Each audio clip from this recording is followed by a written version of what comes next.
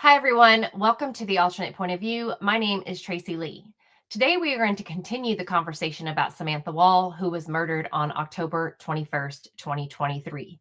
Again, Samantha Wall was a very prominent political figure in Detroit, Michigan, and was also the president of the last freestanding synagogue, the Isaac Agree Synagogue.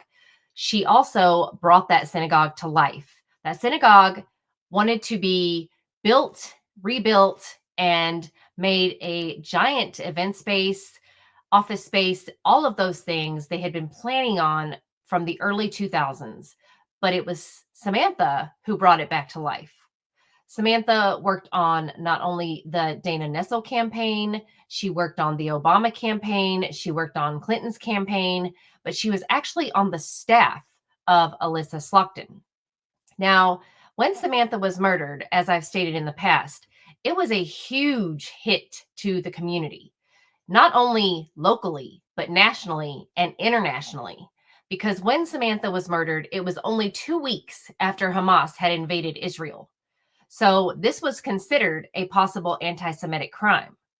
So it hit every news station in the world. But the thing is when it happened and it hit, everyone was buzzing and talking about it, even politicians, everyone. And then suddenly it went silent. And now Samantha's case has gone cold and no one is talking about it, which is odd considering the high political figures that Samantha worked with. And no one seems to want to solve her murder. No one. So, why is that? Why does no one want to solve Samantha's murder? And who killed Samantha? So, that begs to question, how did Michael Jackson Bolanos end up in the mix of all of this? How did Michael Jackson Bolanos end up being the one brought to trial? How is it exactly when the police seem to have several persons of interest and a possible suspect even? Did Michael Jackson Bolanos end up being the one charged with the crime and end up being the one taken all the way to trial and then found not guilty and a hung jury and then end up being convicted of only lying to the police and sentenced to 15 years for lying to the police? When in fact, several people lied to the police during this investigation. For instance, Aaron Pergament lied to the police about actually having a key to Samantha Wall's apartment. Jeffrey Herbstman, her ex-boyfriend, lied to the police when not only did he lie to the police about what he was doing that night, he even came back around and confessed and said he might have killed her. And then lied again and said, no, he was just kidding. He was having a mental breakdown. And then he was given immunity. But he wasn't charged with lying to the police, nor was Aaron Pergament. None of those people were charged with lying to the police. But Michael Jackson Bolanos was charged with lying to the police and convicted of doing so. And not because he lied to the police about having anything to do with Samantha, only lying to the police about what he was doing that night, which was walking around downtown Detroit checking cars, which means he was lifting handles of cars, checking to see if they were open or not. Again, nothing to do with Samantha. So why is he serving 15 years for something that had nothing to do with Samantha? You should ask Dana Nessel and Alyssa Slaughton about that. Maybe even all the way up to the governor. But what's even more interesting is we're going to listen to a press conference that the Detroit Police Department and even the FBI did to the press, and not just to any press, not to the local press, to the likes of CNN and ABC, where they gave descriptions of what happened that night and who they thought may be responsible for Samantha's death. And they're no way, shape, or form pointing towards the direction of this complete stranger, Michael Jackson Bolanos. Not at all. So we're going to listen to this press conference, and I'm going to interrupt it quite a bit and break it down for you. Only because if you haven't seen the trial, that's why I'm going to break it down for you. I have seen the trial, and if anyone has followed this channel and watched the trial with me, we're going to see all the inconsistencies of this press conference compared to the trial and how they somehow completely pointed the finger and charged and tried to convict a completely innocent man. And now that man is in prison for something that has nothing to do with Samantha Wall's murder, which begs to question again, who killed Samantha? And how is it exactly that an entire police department and an entire government system is covering it up? And why is it that an entire community doesn't want to know who killed her? So let's get into this conference.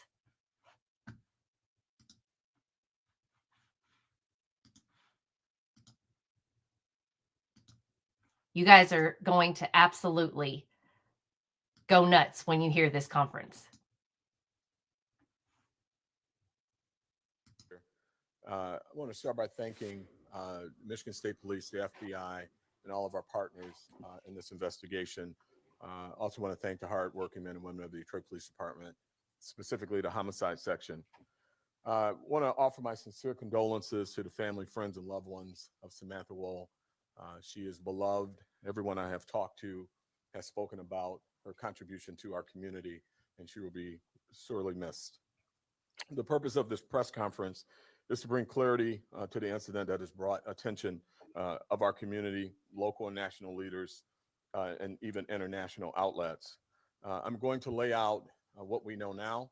I'm going to bring up the deputy chief over our homicide unit, and then we'll conclude with some comments from the FBI on this case. I hope everyone understands that we're limited in the information that we can share. This is an active investigation, and there will be points where we cannot share information. On the morning of Saturday, October 21st, a 911 call came into our 911 call center, and the call was regarding an incident that occurred at the 1300 block of Joliet Place. It was described as a person laying on the ground unresponsive. Responding emergency units made the location and declared that the victim was dead on scene. Upon investigation, it was determined that that victim was in fact Samantha Wall. While at the scene, police officers observed a trail of blood leading officers to the victim's residence, which is where we believe the crime occurred. An examination of the victim led to the discovery of multiple stab wounds on her body. What we know right now is that the victim, Miss Wall, was at an event Friday evening. She left the event at 12:30 a.m. By all accounts, she was not in any discomfort, any distress. She was her normal, positive and pleasant self, as described by some people that we have interviewed. There was no signs of forced entry. Again, there was no signs of forced entry at her residence.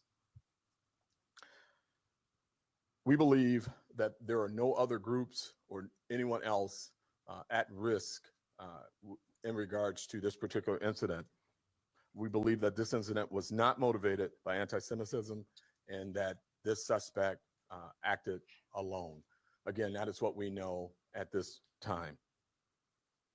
There are several factors that has led us to this conclusion. We are not in a position to discuss all of them at this point. Obviously, there are parts of the investigation that we cannot get into. Again, it is germane to the closing of this case. There are certain factors that are only shared by the suspect and our investigators. So there are certain key points that we, again, will not be able to discuss. At this time, I'll bring up Deputy Chief Sloan to get into some of the areas that we can discuss with you. Deputy Chief Sloan. Yes, sir. Thank you, Chief. Good afternoon, everybody. Okay, first of all, before they go on to Deputy Chief Sloan, Chief White is speaking as if they have a suspect. as they go through this speech, they're going to talk as if they have persons of interest, but they're speaking as if they have someone in mind. Okay. And they're saying that there are no other groups or people that are at risk. Okay. They're speaking as if they have someone, an individual, someone who acted alone. Okay. Someone who did this that seems to have targeted just Samantha. Okay. No one else is at risk.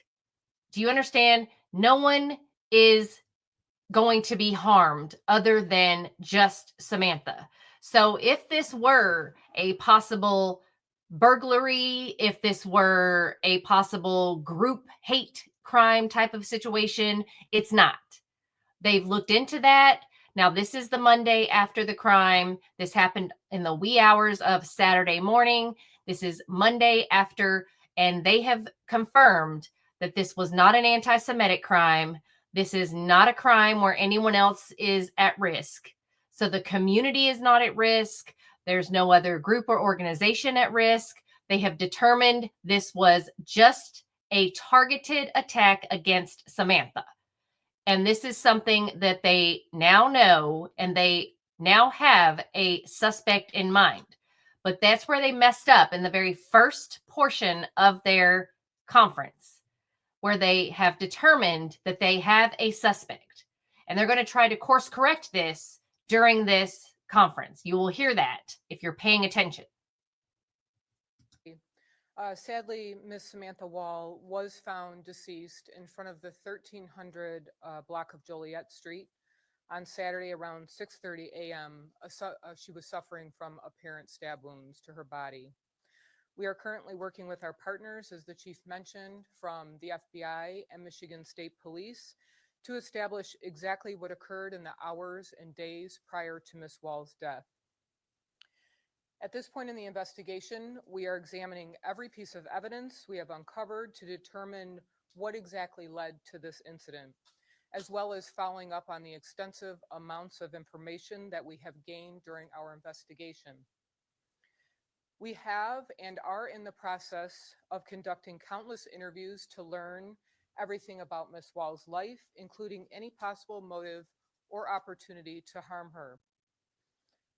What we do know, again, from what the chief mentioned, is that Ms. Wall did attend an event on Friday evening, which we know was a wedding.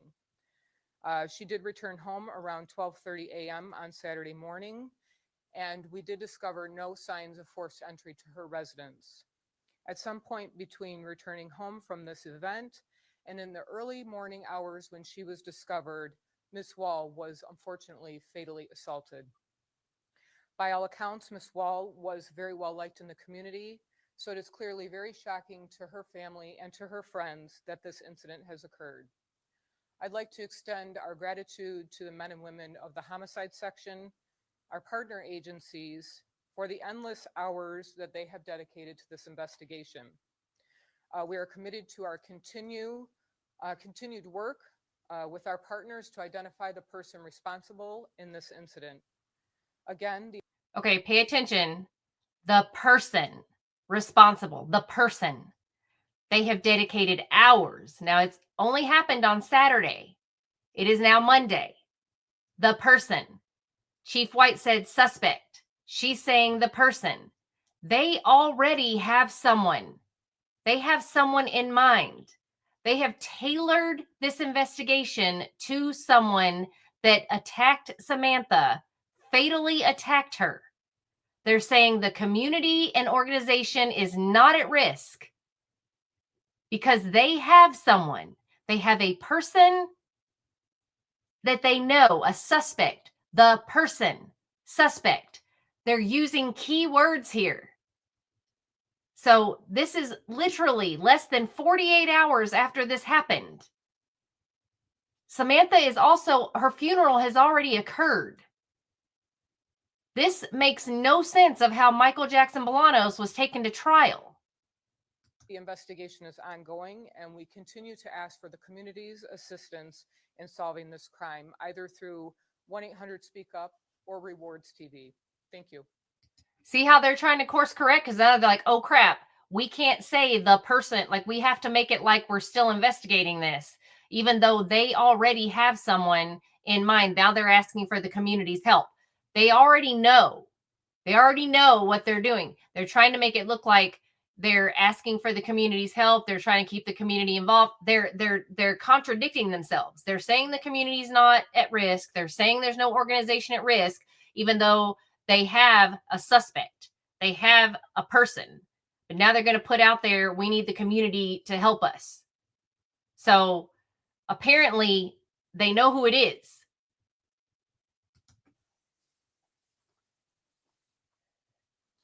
FBI, sir. Good afternoon. My name is Chevalier Gibson. That's spelled Chey, V as in Victor, Oryea. Last name Gibson with a B. I'm the special agent in charge here in Detroit for the FBI, which covers the entire state of Michigan. I want to thank all of you for being here today, and thank you, Chief, for this opportunity. I want to express my sincerest condolences to Mrs. Wall's family, her friends, and the community during this tragic loss. As stated by Chief White, we are providing technical, forensic, and investigative support during this DP investigation. And I will say, if you have any questions with regard to the investigation or any facts thereof, I'm going to defer to Chief White at this time. And again, thank you guys for being here, and thank you, Chief White. So this guy is completely, utterly pointless, but he's not pointless.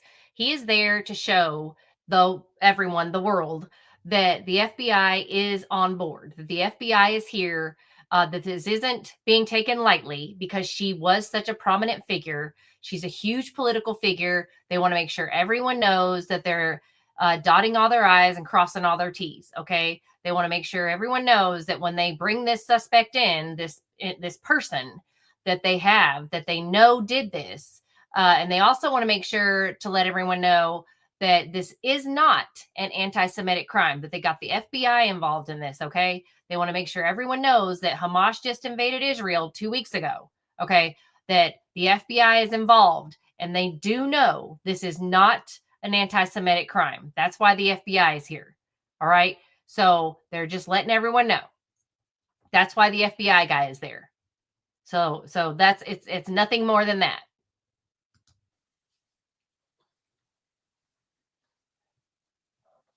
Again, I just want to assure the community that everything possible is being done to bring this case to a close.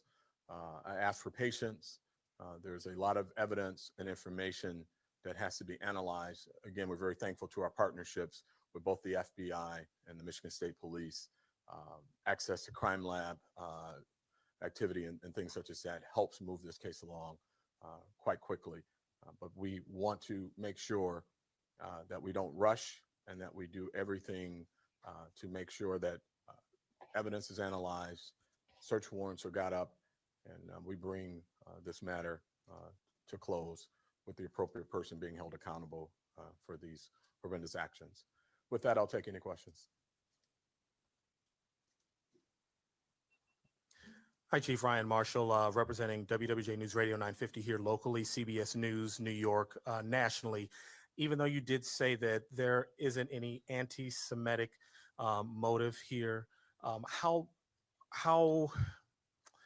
I would say, how concerned are you that having this happen on Saturday and now you guys coming on Monday, that maybe somebody that hasn't seen this would say, hey, we need to have some sort of retaliation given what's happening with Israel and Hamas? Yeah, I mean, we're always concerned with retaliation on any homicide, and certainly the international situation that we find ourselves in now bring us additional concern. But our goal is to be transparent with the community, be transparent as to where we are, to alleviate concerns that those may have, that others are at risk. Based on what we know today, right now, with the information that we've received and uncovered over the past few hours, and certainly at the onset of this investigation, we are confident with our position where we are right now today. And second question is, given that that isn't the motive, can you speak to anything that could have been involved in why she was killed or murdered, a motive. Can you speak to anything in that regard? Yeah, as I indicated, and we certainly want to alleviate concerns. We certainly want to let others know, all know, that we are actively investigating this and that we have not discovered anyone else to be at risk. But in that, we have to be very, very cautious as to what Anyone else? No one else. Anyone else at risk? Do you hear that? Anyone else at risk? information we share. There are some very intricate details about this case that, if revealed, could really damage what we're trying to accomplish. There are some facts that are known only to our suspect, and so I can't get into causation right now, or what he or she may feel was that. But more to come on that at a later date. Right now, what we want to do is get every bit of information we can clarified, analyzed, the evidence that we have analyzed, so we can put more information out to the community to help us identify and bring the suspect to justice. Thank you, Chief. Chief White, my name is Alex Brachet from ABC News. Thank you for taking our questions. You've mentioned suspect a couple of times, so I'm just curious. I mean, do you have a suspect or suspects here? So in the process of an investigation, the detectives, they work a number of different theories.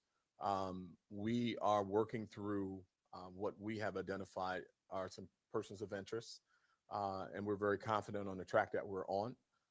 But we're early. We're very, very early in this investigation.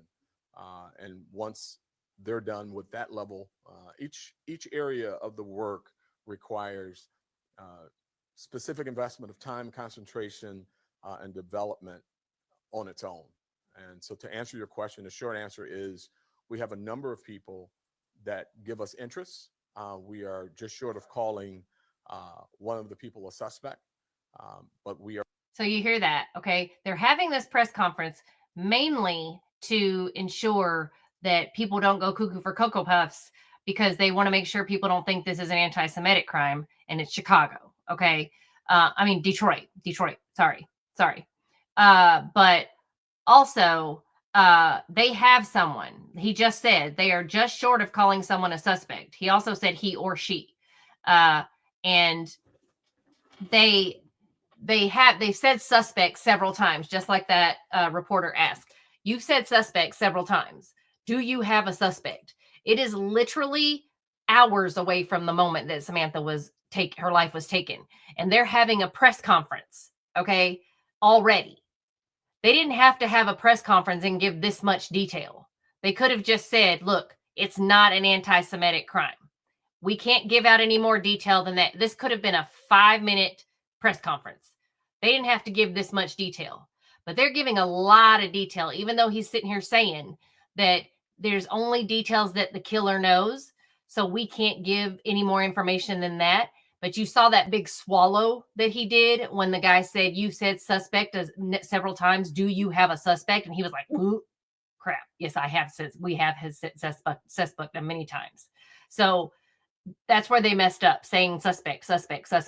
So now they're having to pedal back and be like, okay, we have several persons of interest, but they are just shy of calling somebody a suspect, because they do have somebody. Otherwise, they wouldn't have been so confident into having this long of a press conference about this, because they know who did it. And they don't have all the evidence. Keep in mind, he's right. This DNA and all this stuff, that takes a hot minute to do.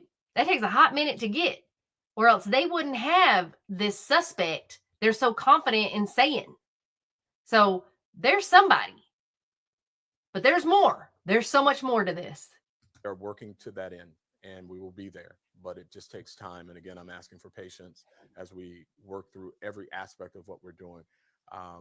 There's a lot of information to be analyzed.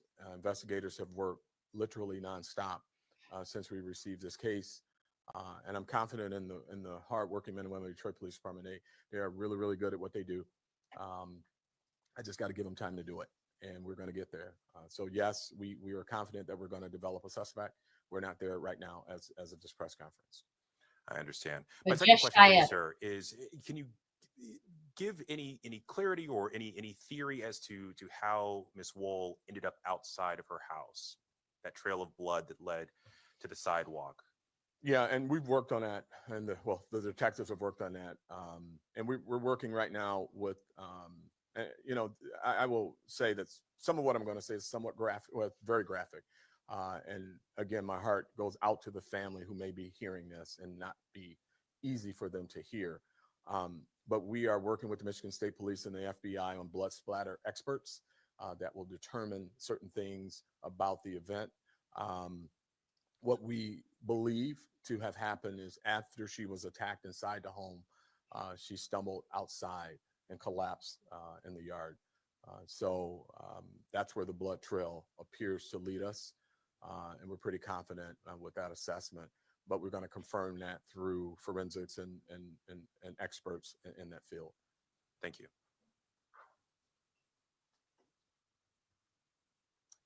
Hi, Chief. Jesse Kirsch with NBC News. Appreciate you doing this. You mentioned that she left the wedding around 12:30 in the morning and she was attacked inside the home.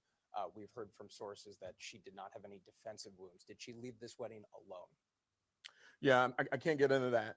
And your sources, I'm not going to confirm or deny that at this time.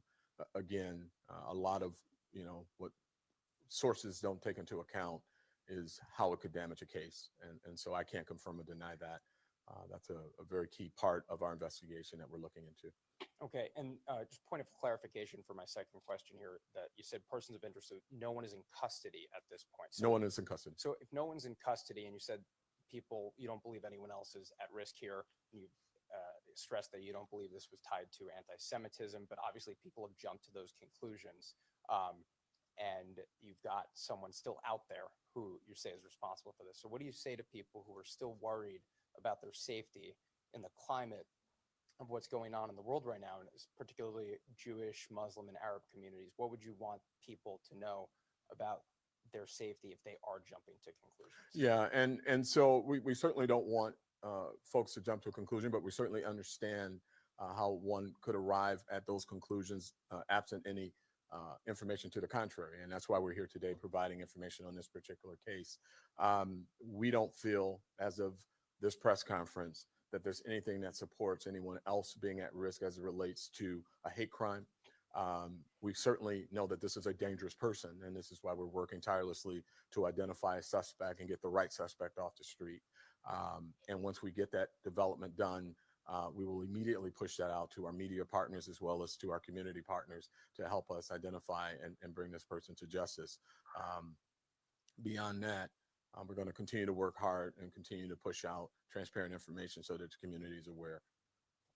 Okay, again, he literally just said earlier that they were just shy of calling one of those persons of interest a suspect. And now he's saying that as far as a hate crime, the communities are not at risk, but he's not saying that the community as a whole is not at risk. And as soon as they find out who this very dangerous person is, but one of those persons of interest earlier was just shy of being called a suspect. They are so contradictory on their information because they don't want to say who the suspect is, which is someone that is someone they're talking to. And 9 times out of 10, y'all, when there is a murder and the murder goes cold, it is someone they talk to in the first 48 hours. It is someone they talk to and they just bypassed, and that person goes away. And I'm telling you, it is someone they talk to and they let go. And this is someone that they have talked to and they know is the suspect, and they have let go because they decided to charge an innocent man because of all the corruption that is going on up there in Detroit. So they just said one of their persons of interest is someone they are just shy of calling a suspect.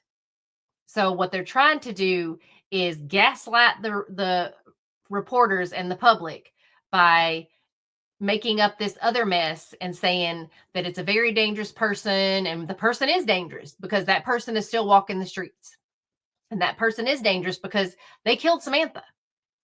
So and that person, they have a person that they were just shy of calling a suspect, and now they're trying to gaslight the reporters, gaslight the public, and make them feel like that, oh, we're still investigating this. They're having this long press conference, this lengthy press conference about who killed Samantha, when all they had to do, if they were going to say it wasn't an anti-Semitic crime, all they had to do was say it's not an anti-Semitic crime.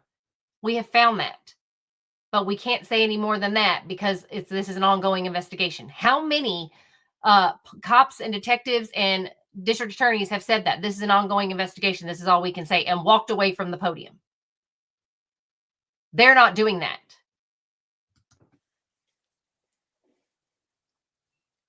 Afternoon, Chief. Malachi Barrett from Bridge, Detroit. Yes, sir. I'm wondering, it seems as though the cause of death has been pretty well established as stabbing at this point, but I'm wondering if an autopsy has been completed and if you're able to tell us how many times she was stabbed or, anything else about cause of death. Yeah, this is going to sound like a rerun from me, and I apologize. I know you have a job to do, and I hope you appreciate we do too. That number is important for us to keep close. It could be the one piece of evidence that breaks the case open if we're talking to the right suspect that would know that no one else but the police does. So right now we're not going to release that information. And the autopsy, yes, an autopsy was completed. I don't think we have the results yet. Do we, DC? Oh, okay, we do have the pulse now. So, Okay, so I want to explain something to you. There was a incomplete autopsy done on her. They wanted her body back in order to bury her on Sunday, because that is the tradition. All right, it has to be done within 24 hours. Okay, in the Jewish community. So there was an incomplete autopsy done. It was not complete as it needed to be. And you would think, in order to find out who killed her, she would have had a complete autopsy done. But unfortunately, due to tradition, it was not complete. And that you will find out in the trial. And you can find that on this channel. So unfortunately, no, there was not a complete autopsy done. Now, where he is saying they don't want to tell how many times she was stabbed, because that is something only the killer and Samantha would know, and they know. Now, if this was a random stabbing, a random killing by a random guy on the street, and not something personal or something done by an actual killer, someone that does this for, lack of a better term, living, and then this isn't something that a complete stranger would do. A complete stranger would not know how many times they stabbed someone they didn't know. They would just stab someone and run. They wouldn't count how many stabs. They just wouldn't. So if this is someone that they already know is a suspect, that they already know who did this, that this was a very personal attack, as he stated in the very beginning of this press conference, okay, when he stated this was not an anti-Semitic crime, that no one else was at risk, that this basically was a targeted attack to Samantha. This person did this to Samantha. They knew her. This was someone who knew her. So if he's saying that they can't reveal how many stabs there were, this is something only they know, the killer knows, and Samantha knows, that means it's someone she knows. This isn't a rando guy that was walking down the street like Michael Jackson Bolanos, period. And if anyone on here, if you're a crime lover or a crime enthusiast, you know that. I know that. We have watched enough crime and enough trials and enough everything, enough crime shows to know that that's the MO. Okay? That is how it works. A rando person does not do that. A rando person just goes in. If you get spooked, if you get whatever, you don't know how many times you did it. You just did it and you go.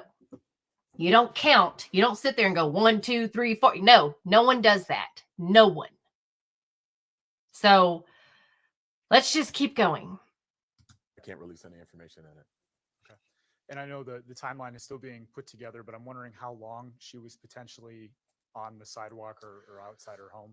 before she was Yeah, found. and and I'm prefacing my comments again. I can only imagine the heartbreak that the family's hearing every time I open my mouth about this case. Um, we're confident that she was there quite a while. We're working through our video assets in the area and a number of other things that we're going through right now with neighbors and all of the digital doorbell systems and things such as that to identify when she was seen last physically outside of the residence and how long she may have been there. And it's a lot to go through. We're doing search warrants on ring doorbells and things like that right now in the area. And so, but we're confident that she was there quite a while.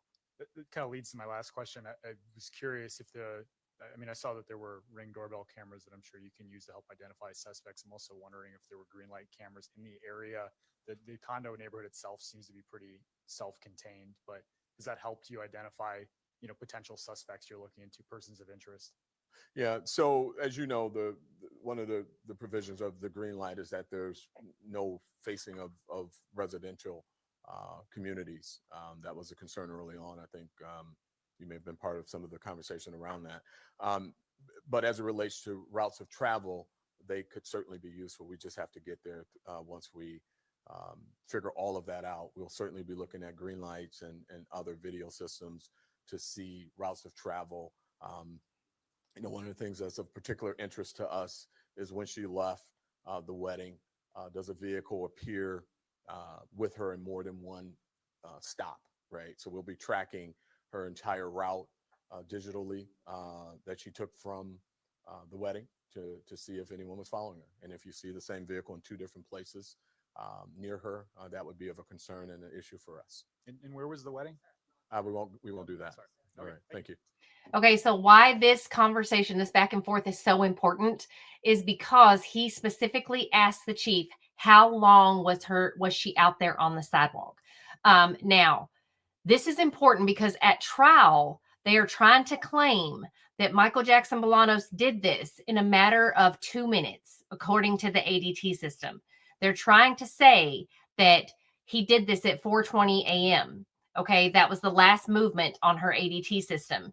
And she was found on the sidewalk at around 6:30 a.m. by her neighbor. Now, that's not unbelievable, but the chief literally says she was out there for hours. And the chief is also stating that they are going to get ring cameras. And the reporter even says that there are ring cameras around the townhomes. None of that was shown at trial. None of that. The chief also states that they're going to get green light footage following her car, how her route of travel was. None of that was shown at the trial. None of it. Okay. They were going to get footage of her last known movements going into her townhome. There is no last known movements of her. There's nothing. So why is there no footage of Samantha? However, they followed Michael Jackson Bolanos, supposedly Michael Jackson Bolanos, all over downtown Detroit on all of these cameras from buildings everywhere, all downtown, following supposedly a blob of Michael Jackson Bolanos with a green circle around it all over downtown Detroit. Funny how they could get footage of Michael Jackson Bolanos and everywhere he was going, but didn't have a single bit of footage of Samantha Wall. Not a single bit. And apparently, according to the prosecution, there was no ring camera footage anywhere in her neighborhood. Apparently, no one had ring cameras. Now, you see that reporter literally just said in that neighborhood, in her townhome neighborhood, there were ring cameras all around. Where is it? Where is the ring camera footage? And you see the chief of police saying they're getting search warrants for all the ring camera footage. But they don't have any ring camera footage being shown at the trial following Samantha Wall anywhere. There's no green light footage where he's saying they're going to get her route of travel and seeing if there's anyone following her home? None of that. And he's saying that she's on that sidewalk for hours. And she got home around 12:30. We know that from her ADT system and from what they're saying. And there's nothing, absolutely nothing. And they're even saying it right here.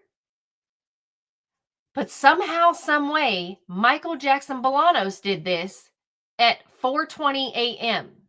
That's their timeline at the trial. But here they're saying it literally less than 48 hours after she was found. Make that make sense. Make it math, because it does not math. And there's more. Hey, Omar Jimenez, CNN. Thank you for taking the time. I know you. I'm sorry, who are you? Omar Jimenez, CNN. Oh, okay. Thank you for taking the time. I know you said that at this point you haven't seen any indications that this would be any form of anti-Semitism. I guess my further clarification and question is, if you don't have a suspect identified and you haven't shared what led up to this killing, what makes you so confident that this isn't? Essentially, have you ruled it out despite not having found it just yet? Well, when we look at the case, there's certain tracks that these types of cases take. When we talk about hate crimes,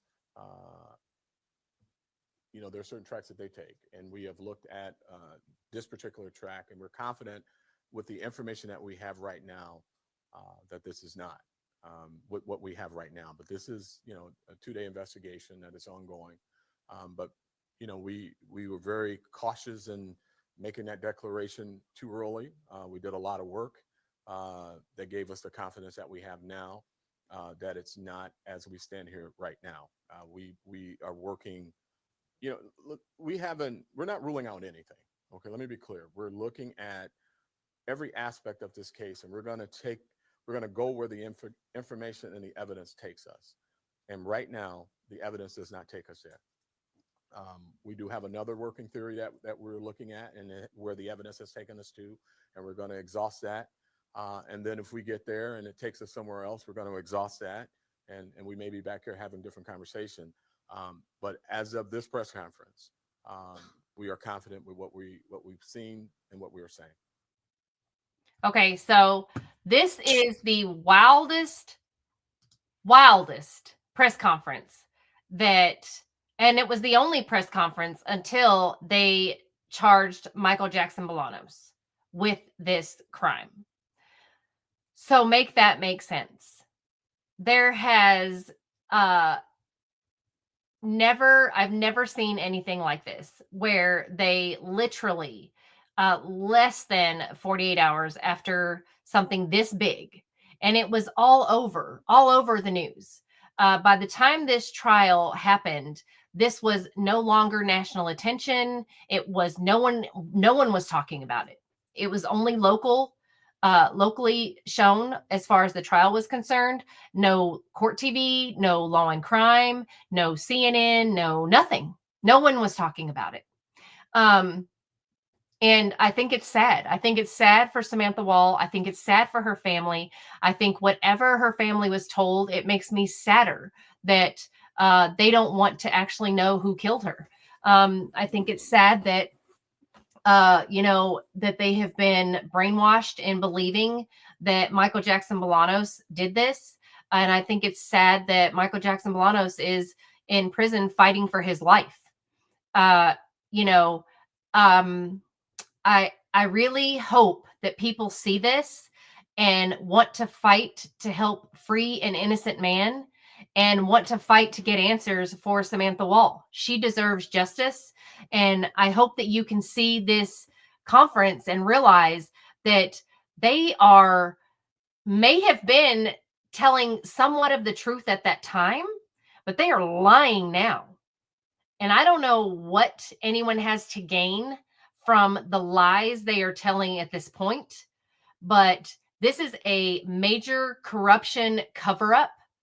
How is it possible that a woman who worked for the likes of Elisa Slotkin, who is a senator for the state of Michigan, who has an attorney general like Dana Nessel, these are people who are huge. These are people who are representing the state of Michigan and have a lot of pull, that are planning on being big wigs in the Democrat Party. And they're covering up the death of one of their own. That's disgusting. Absolutely disgusting. And have never asked, have never even flinched about who killed her. So no one thinks that's weird. No one. So I question who killed Samantha Wall? Who did it? And why are none of the people in powerful positions asking? Why are none of you asking who killed your friend? And why are you keeping an innocent man behind bars? Why? So I beg people to share this video. I don't care if you like this channel or subscribe to this channel, but share this video. But please like and subscribe to this channel, but share this video and ask questions. Write the proper people. Share it. Let people know there's corruption in the entire state of Michigan, not just Detroit, but it's everywhere. It's everywhere, not just Michigan, but everywhere. But Michael Jackson Bolanos is in prison for something he didn't do. And Jeffrey Herbstman, Aaron Pergament, all of those people also lied to the police. And they're just walking free, enjoying their families, getting to go to synagogue, getting to do all the things. And Michael Jackson Bolanos is rotting in prison. And there's a major difference. I don't care if you want to call it color, religion, or whatever you want to call it. Money. Money. It's money. And powerful positions. Make it make sense. Solve Samantha's murder and free Michael Jackson Bolanos. Have a great night.